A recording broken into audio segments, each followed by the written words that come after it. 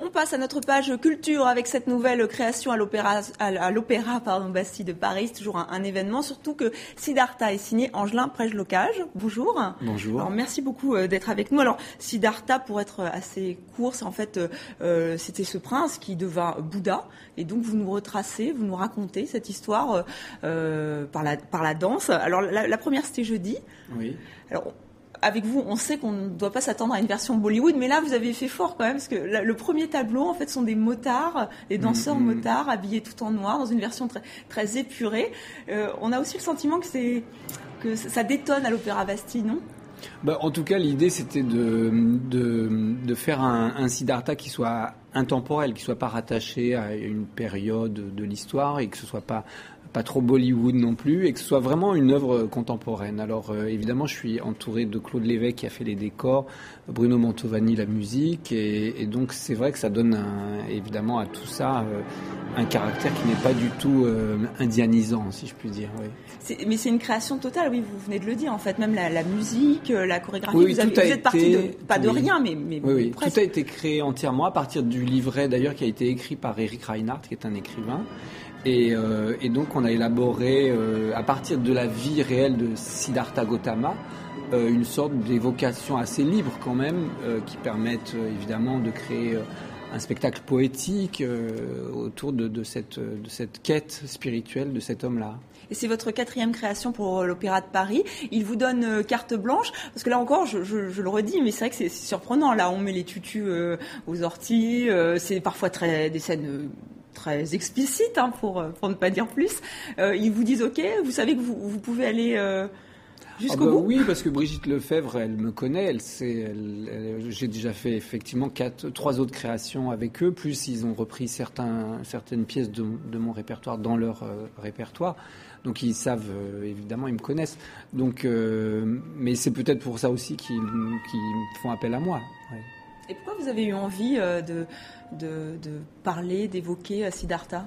Alors Siddhartha, parce que c'est une quête spirituelle et que j'ai remarqué souvent que les religions, curieusement, bien qu'elles semblent mépriser ou nier le corps au bénéfice de l'esprit ou de la spiritualité, utilisent souvent le corps finalement pour, par exemple, pour la prière ou pour accéder à une rencontre avec la spiritualité. On voit les derviches tourneurs, par exemple, qui se mettent à tourner avec les bras en spirale pour se connecter avec un état. Et même les prières de religions comme la religion catholique ou musulmane. Il y a toujours des postures physiques qui permettent d'atteindre un état.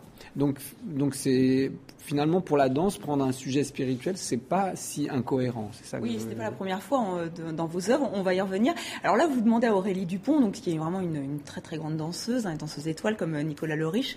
C'était eux pour cette première d'être un concept en fait. C'est elle qui incarne l'éveil. C'est pas évident. C'est-à-dire qu'il fallait que Aurélie soit non pas un personnage, non pas une personne, mais un concept spirituel.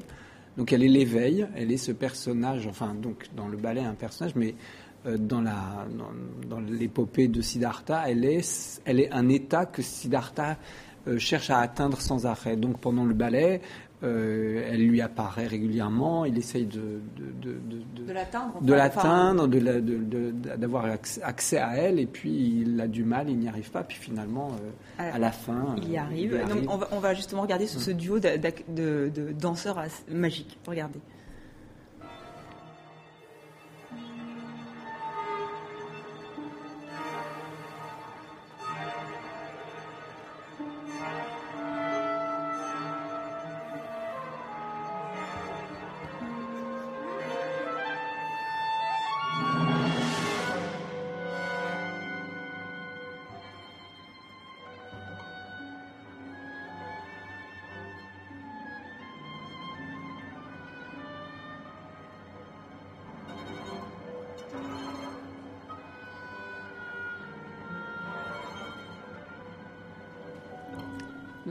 Voilà, l'éveil incarné par Aurélie Dupont. En fait, ça passe beaucoup par les mouvements des bras. Il y a le cercle aussi. On peut dire que c'est logique avec les mantras. On pense aux mantras notamment. Oui, c'est vrai que c'est un ballet qui m'a amené à utiliser une forme que j'avais peu usitée, c'est le cercle justement.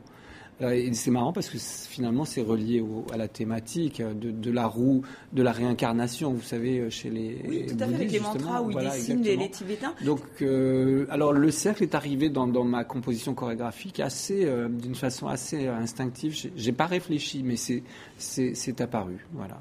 Alors vous avez votre propre compagnie, le Ballet Prêche Locage. Pourquoi vous avez envie de travailler avec les danseurs de l'Opéra de Paris? Qu'est-ce que ça vous apporte? Chaque fois qu'on fait une expérience à l'extérieur de son propre territoire ou de sa propre famille finalement artistique, on apprend des choses nouvelles et moi c'est ça qui m'intéresse. C'est les rencontres, c'est les échanges. C'est chaque fois après quand je retourne vers ma compagnie, il y a toujours quelque chose de nouveau qui s'est passé et qui me permet de me ressourcer aussi. Et ils sont toujours prêts à dire oui. On sait que Nicolas Le Riche est un peu rock'n'roll, Aurélie Dupont aussi. Est-ce que justement il y a certains danseurs qui sont tout de suite partants ou c'est vous qui les choisissez? Là, j'ai choisi, enfin avec Brigitte Lefebvre, un groupe donc de 50 danseurs ainsi que oui, c'est assez important. Et puis les danseurs étoiles, les solistes. Et puis ça j'ai trouvé que c'était tellement fantastique ce qui s'est passé, c'est qu'au lieu d'avoir deux distributions, j'en ai même sorti une 3e distribution parce que je trouvais que les danseurs étaient très, très habités et très engagés dans le processus. Donc il y aura trois versions différentes avec 3 séries d'interprètes différents pour les rôles principaux. Et le fait que vous soyez danseur, ça vous aide dans le rapport avec les danseurs, par exemple? Oui, j'ai l'impression parce que je les ai entendus dire ça lors d'interviews où ils disaient que j'étais assez engagé dans la répétition physiquement. Et moi, ça me paraît naturel, mais alors semble-t-il, c'est pas le cas de tout le monde. Donc, mais ça, c'est. Et vous êtes revenu à la danse dernièrement avec le funambule. Comment vous êtes devenu danseur? Qu'est-ce qui vous a donné envie? Ça, vous savez, c'est souvent par accident, enfin pas par accident, mais c'est souvent des choses insignifiantes parfois qui vous amènent à quelque chose, à un art ou à une activité. Et puis, ce qu'il faut plutôt se demander, c'est comment se fait-il qu'on reste dans une certaine activité. Par exemple, la danse, il y a des centaines de milliers de gens qui ont commencé la danse, mais il y en a beaucoup moins qui continuent la danse et qui en font leur vie, voilà. Donc alors pourquoi j'ai continué, ça c'est une autre histoire. Je pense que c'était lié peut-être à quelque chose qui était déjà très ancré physiquement en moi, puisque j'étais très physiquement actif, j'étais un sportif, je faisais du judo et en même temps il y a ce désir d'art aussi. Donc je dessinais beaucoup quand j'étais enfant et donc finalement l'activité physique un peu sportive mélangée avec une idée artistique, finalement ça mène facilement à la danse, je pense. Alors j'aurais encore des millions de questions à vous poser, mais malheureusement le temps passe trop vite. Donc merci beaucoup Angélin Prêche-Locage d'être venu sur le plateau de TV5 Monde et donc pour tous nos téléspectateurs qui viennent à Paris, c'est jusqu'au 11 avril, Siddhartha, à l'Opéra Bastille et on espère que ça partira en tournée avec l'Opéra de Paris. Merci beaucoup. Merci à vous. Et c'est la fin de ce